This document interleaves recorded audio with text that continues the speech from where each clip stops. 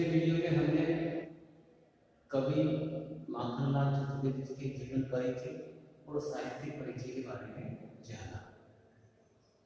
आज इस वीडियो में हम उनकी प्रसिद्ध कविता कैदी और कोकिला के बारे में जानेंगे। तो जैसा मैंने आपको पहले बताया कि कवि माखनलाल चतुर्वेदी कवि होने के साथ साथ एक स्वतंत्रता सेनानी भी रहे हैं।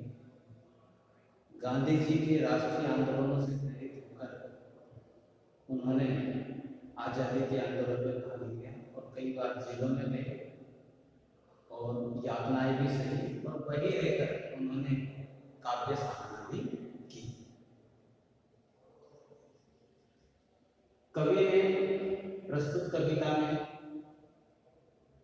अपनी बात कहने के लिए एक कोयल को माध्यम बनाया है।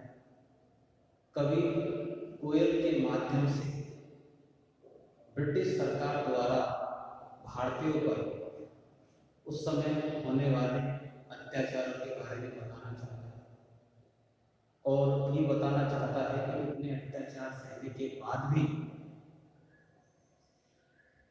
भारतीय स्वतंत्रता सेनानी डरे नहीं और वो उनकी यातनाओं को सहते हुए आज़ादी के लिए लड़ते रहे, संघर्ष करते रहे और अंततः वीर गति को प्राप्त हुई। जैसा कि हमने पढ़ाई है कि अंग्रेजों ने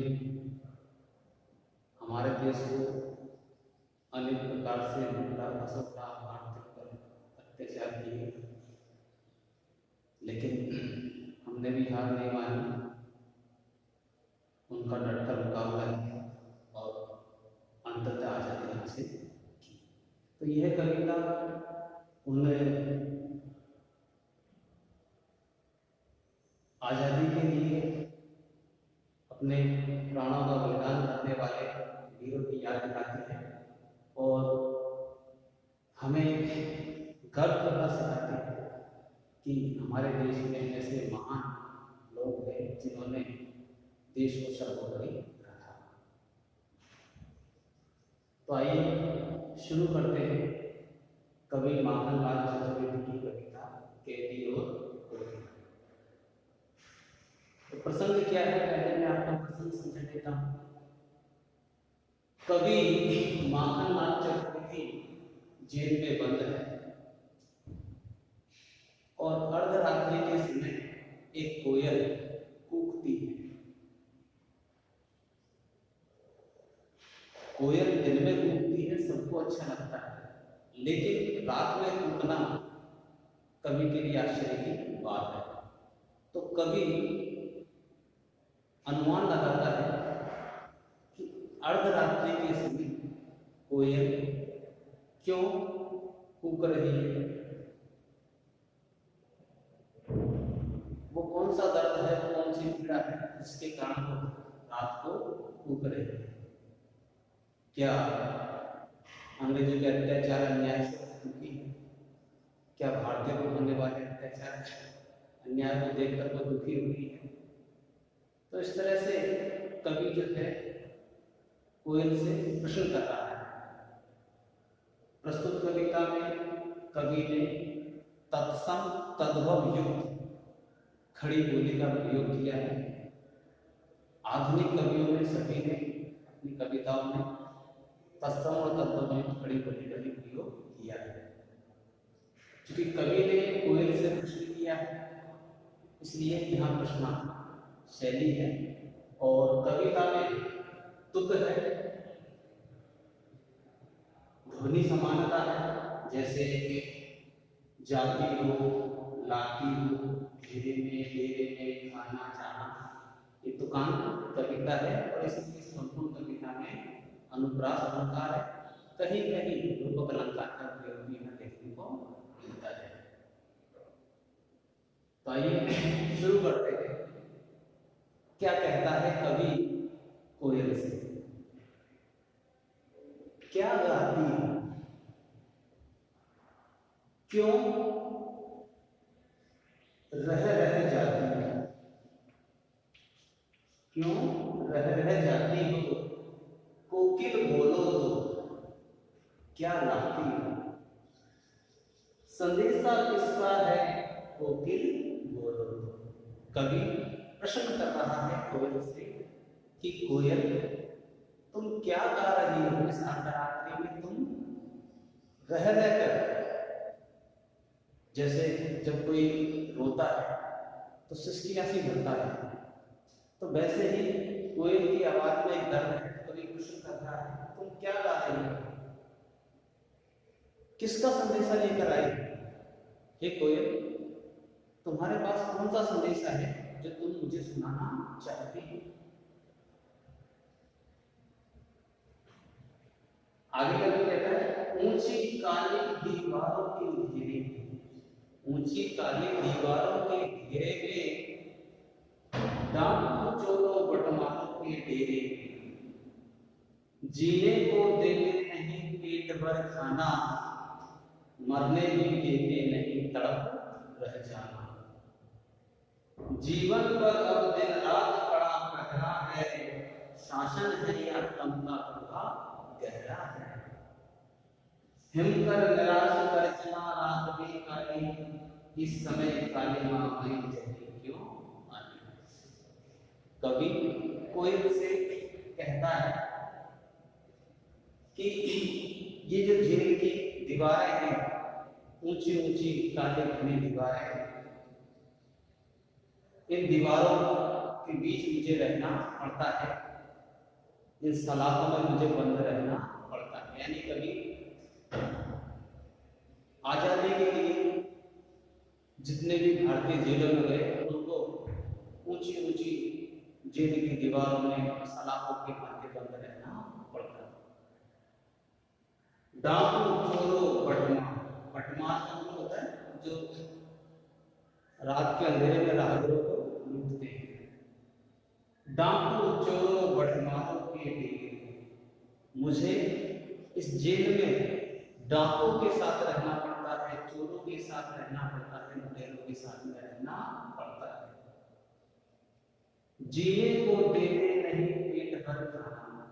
कभी जेलों में भारतीयों पर, स्वतंत्रता सेनानियों पर जो अत्याचार अन्याय किए जाते थे, उन अत्याचार अन्याय को बताया कि भारतीयों को क्या क्या यातनाएं दी जाती हैं, हम कल्पना नहीं कर सकते हैं। ऐसी भयंकर कठोर यातनाएं जो है आजादी के दीवानों को दी गई।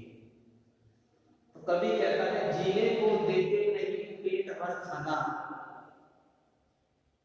जेल में बंद कैदियों को, स्वतंत्रता सेनानियों को अंग्रेज पेट भर खाना नहीं देते थे, सिर्फ इतना ही खाना देते थे कि वो सिर्फ जीवित रह सके। मरने भी देते नहीं, मरने भी नहीं देते, तड़पाते थे, कठोर यातनाएं देते थे, तड़प रह जाना। ऐसे में तड़प कर रह जाने के अलावा कभी कुछ नहीं कर सकता। जीवन पर अब दिन रात कड़ा पहरा है,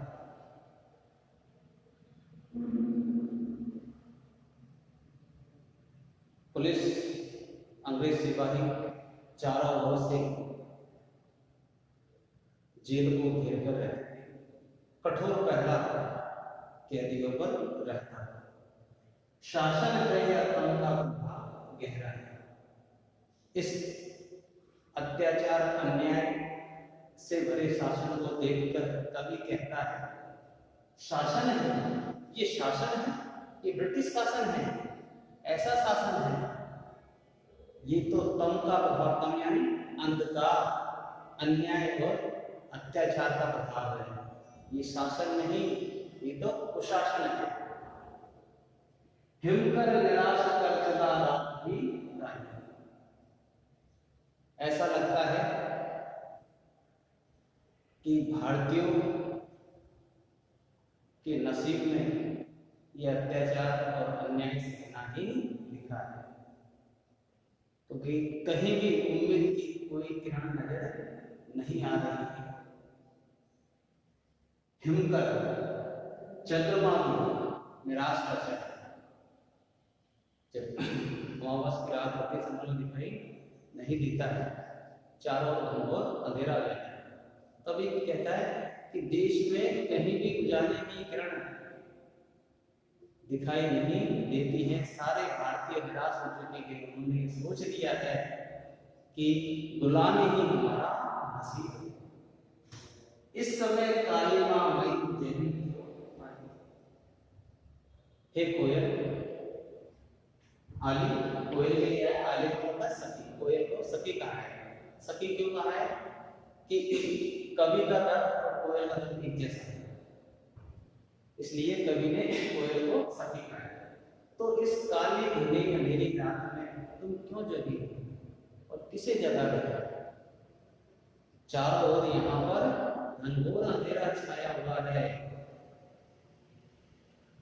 अत्याचार और अन्याय का यहाँ पर शासन।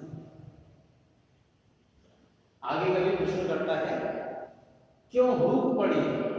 भूख, जब दिल में दर्द होता है, कोई दुख होता है, तो उसे बोलते हैं भूख उठना।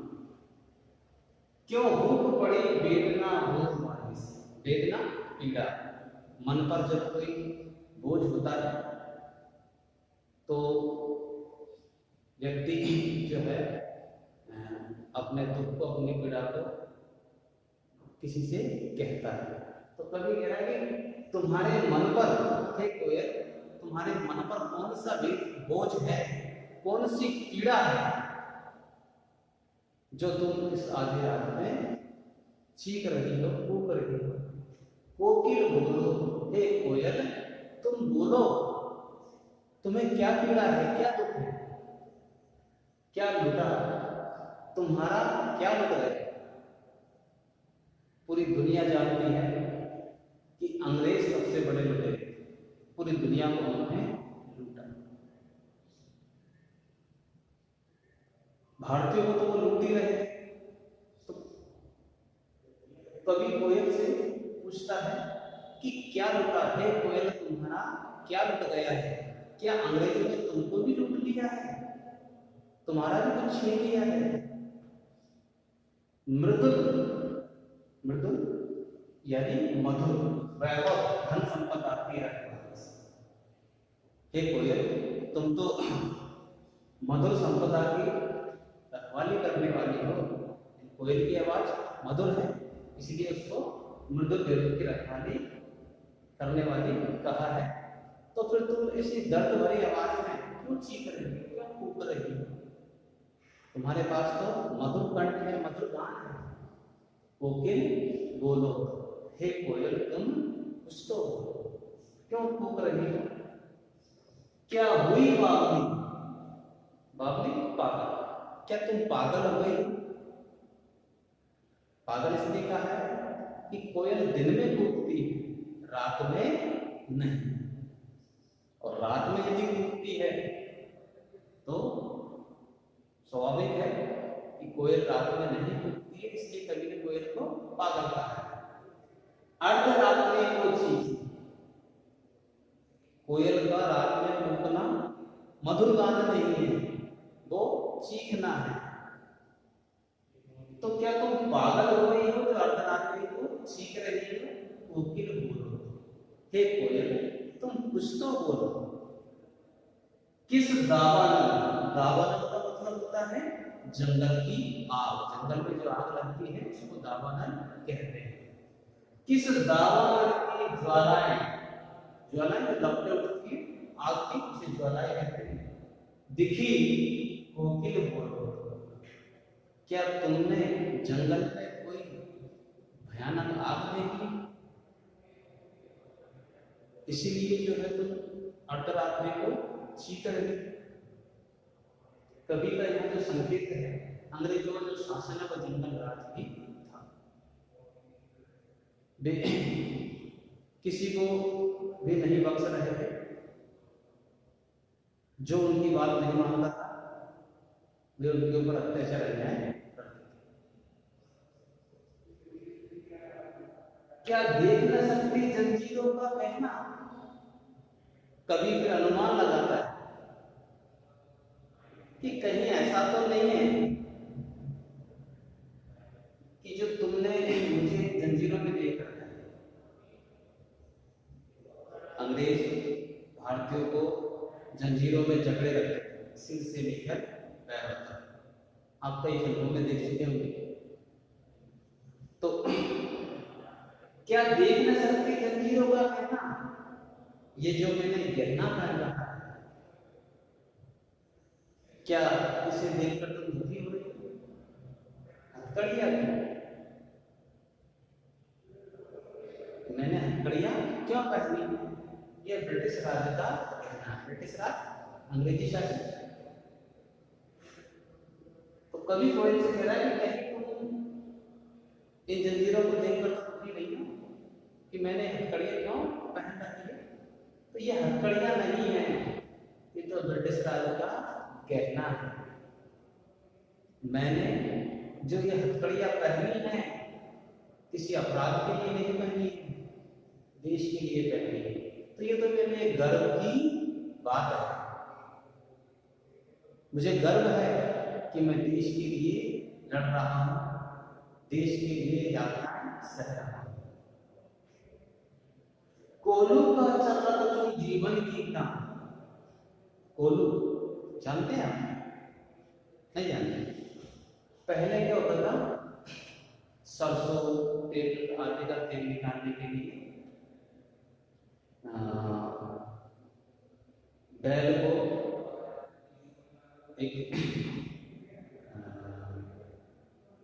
कुएं रस्सी लगा करके इस तरह से, मैं आपको बताता हूँ, ये इस तरह से लकड़ी का स्तंभ होता था और उसमें जो है पात्र होता था इस तरह से, और इधर जो है उस बैल को बांध दिया जाता था, वो घूमता रहता था और वो घूमने से उसमें से सरसों में से तेल निकलता था। आजकल तो क्या है, आधुनिक मशीन आ गई, ऑटोमेटिकली घूमती। तो पहले जो है बैल आदि को इन कामों में लिया जाता था। खेती के समझ में आते हैं, खेती आदि के कार्य में पशुओं को काम में लिया जाता था। तो कोलू का जगत जीवन जीता, कवि और उसके साथ जितने भी बंदी जेल में थे उन सबसे पशुओं के समान व्यवहार किया जाता था और उनसे भी पशुओं के जैसे कार्य करवाए जाते थे। बैल की तरह जो है उनसे जो है